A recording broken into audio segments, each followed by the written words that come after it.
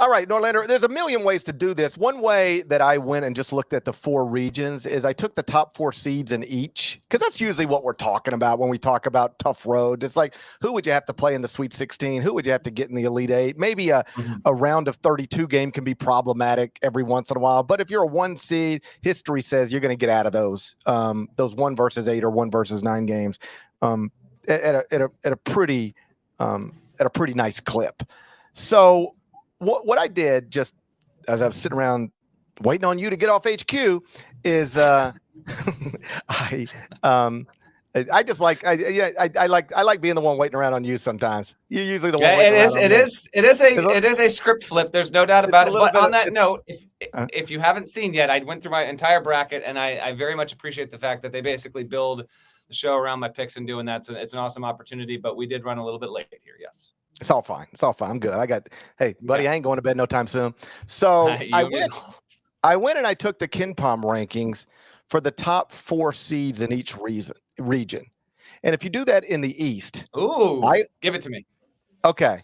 And then, so UConn's the 1 and is number 1 at KenPom. So that's easy. Yep. That's the way it should be. And everything after that is not the way it should be. Iowa State. Okay.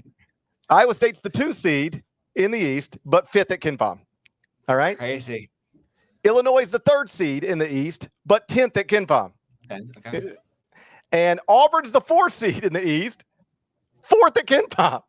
Crazy. So if you add it up, let's just do it this way. And it's only one way to do it, but it's an easy way to do it. You add up the 2, 3, and 4. So for the East, it's 5, 10, and 14. You've got 19. UConn's 2, 3, and 4 seed add up to 19 at KenPom. Are you following me here? Does this make any sense to you? I do. Yeah. Yes, I understand math. Continue. Okay. I just never know when these numbers are going to get too weird. North Carolina's the 1 seed in the West. All right. They're 9th at KenPom. You ready for this? Arizona's the 2 seed in the West, 6th at KenPom. Do you realize that if North Carolina and Arizona played on a neutral court, there's a chance Arizona's going to be favored in that game as the 2 seed? How about that? And that's also Caleb Love from former team. We'll see if we get there. Baylor's the 3 seed, 14th at KenPom. Alabama's the 4 seed, 13th at KenPom. So UNC as the 4th number 1 seed. Yep. They're 2, 3, and 4 in the West region adds up to 33.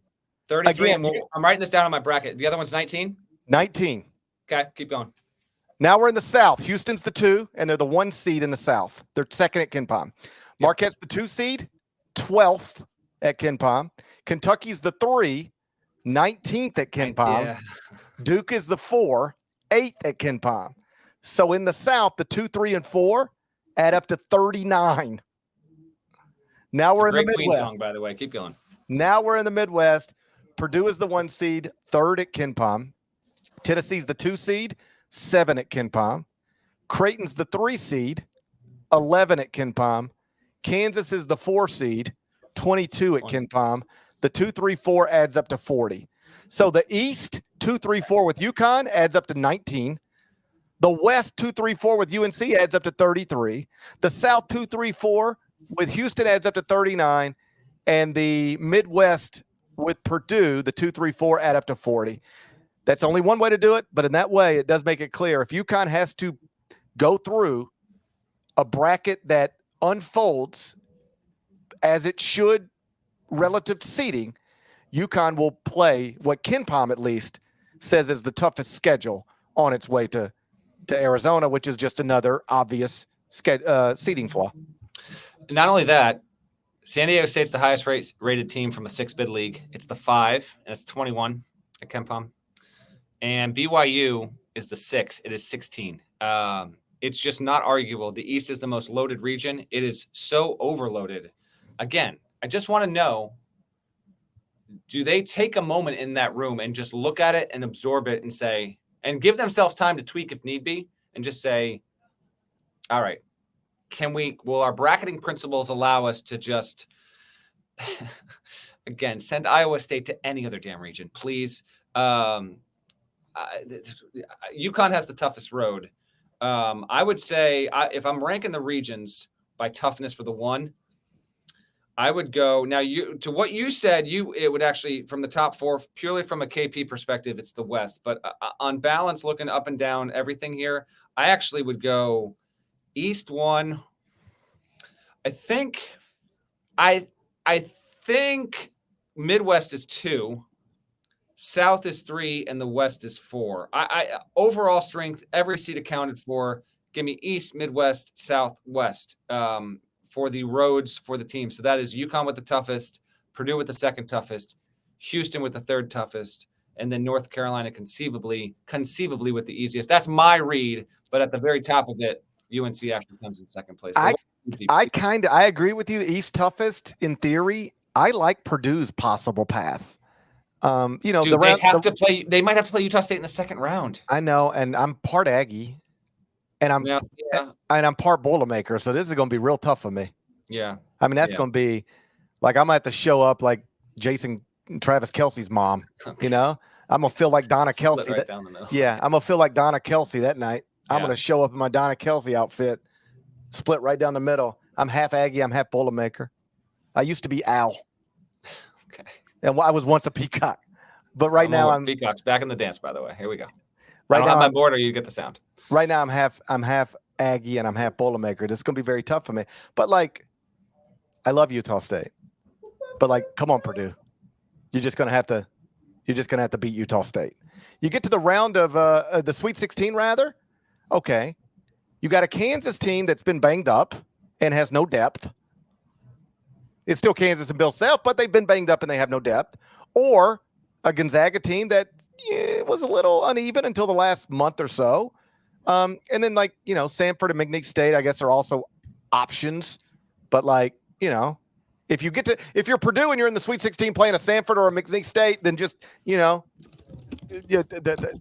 feel fortunate and handle your business. And then in the Elite Eight, a Creighton team that is good and dangerous, but, Purdue has been ahead of Creighton in the computers all year long. And the other option there would be the 2 seed Tennessee. And I like Tennessee. I've got Tennessee in the Elite Eight.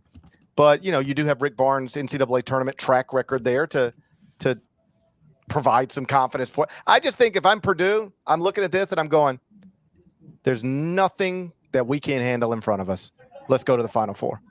That looks like a very doable Final Four path. I do like potentially Purdue gets Gonzaga here's the deal on this. And again, we're going to have Monday show, CBS Sports Network, 2 Eastern, hour long, a Tuesday, hour long. Those are both going to go in the feed. And then you're getting another Wednesday show. That's going to be a doozy for you here. But just quickly looking at that, Gonzaga McNeese will be a popular 12/5. Will Wade versus Mark Few is hilarious, by the way, because Mark Few has been outspoken about, clean coaches and dirty coaches, and the fact that he's got to go up against a Will Wade team that's really, really good. Fascinating there. And then Kansas, Samford. Samford, they press every possession. Kansas has no bench. That's going to be the tricky one. Like, keep an eye on that one. Yes. I put Kansas ahead of my. But I picked Samford. Kansas is hurt. Even when they're healthy, they have no depth, and Samford's going to try to make you tired. It's a fascinating game because I don't know how healthy McCullough and Dickinson are. And I'm telling you, Bucky McMillan, they press every time. They get up and down the floor. They love shooting the three. Now, that can really go haywire on you. But if you're on, look out for it. But the point I'm making is this.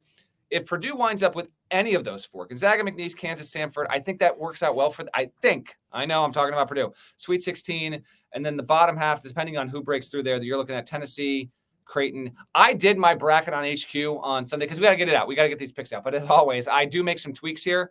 I'm more disgusted than usual because go ahead and look at the past years. You're getting double-digit sweeps into the second weekend. You're getting 5, 6, 7s, 8s into the Final Four. I'm having a hard time trying to talk myself into it. I am with you with Purdue, though. And my advice here, and I'll probably say it on the Monday or Tuesday show on CBS Sports Network, I actually think that Purdue is a good value pick to win the national championship because so many people in your office pool will not pick them, and they are good enough to win it all. I understand. You got the snark. You got to see it. You can fade them. They might not do it. Heck, they might lose before the first weekend. But to me, heading in before we play the game, and I love this beautiful bracket because we think we know everything, and it's all going out the window by dinner time on Thursday night.